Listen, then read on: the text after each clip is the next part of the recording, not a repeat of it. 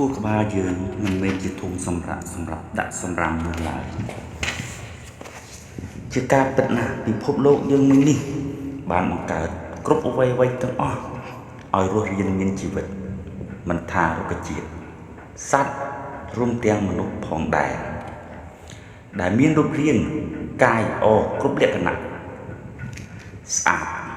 សង្ហាតែទោះបីជាយ៉ាងនេះក៏ដោយក៏មនុស្សម្នាក់ៗនៅតែមានចិត្តចង់បាននេះចង់បាននោះកើតទុក្ខសប្បាយរីករាយខ្វល់ខ្វាយនៅគ្រប់រឿងទាំងឡាយណាដែលពុំទាន់កើតឡើងលើខ្លួនឡើយនិយាយរួមទៅគឺគិតពីអនាគតដោយមនុស្សយើងម្នាក់មានមួយចំណេះដឹងគឺមានតាំងពីកំណើតមករួចទៅហើយសម្រាប់បំពេញវ័យគឺចេះប្រកបរបរអាជីវកម្មជាដាំដំណាំនិងប្រកបរបរចិញ្ចឹមជីវិតទៅតាមលទ្ធភាពនិងសមត្ថភាពរបស់គេរៀងខ្លួនដែលគេចង់បាន2ចរិតទោះបីសភាពរៀបសារស្លូតបូតមិនរអើមឆ្មាំងឆ្មៃចេះរាក់ទាក់រាប់អានមនុស្សជុំវិញខ្លួនយ៉ាងណាក៏ដោយក៏ក្នុងនោះនៅមានតែមនុស្សមួយចំនួនធំដែលមានចរិតផ្ទុយពីនេះគឺឆ្មាំងឆ្មៃក្រអើកខ្ទមអួតអាងហើយចាំតែបន្ទាបបន្ថោកស្ដីបន្ទោសមូលបង្កាច់និយាយអាក្រក់ពីមនុស្សផ្សេងទៀត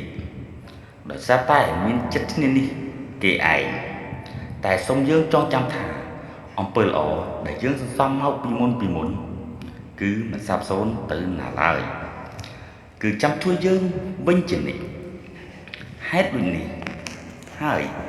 សូមឲ្យយើងគ្រប់គ្នាត្រូវចេះសន្សំនៅអ្វីដែលល្អដែលមិនប៉ះពាល់អ្នកដទៃបើកចិត្តនិងគំនិតឲ្យទូលំទូលាយយកតែពាក្យល្អយកមកអនុវត្តនិងពាក្យដែលមិនល្អគឺយើងត្រូវយកវាមកគិតតេស្តវិពិចារណាតើត្រូវឬខុសបើយើងស្វែងយល់ថាពាក្យអាក្រក់និងវាត្រូវសូមយើងយកវាមកកែខៃខ្លួនយើងដែលជាចំណុចខ្វះខាតពាក្យដែលមិនល្អមិនមានន័យ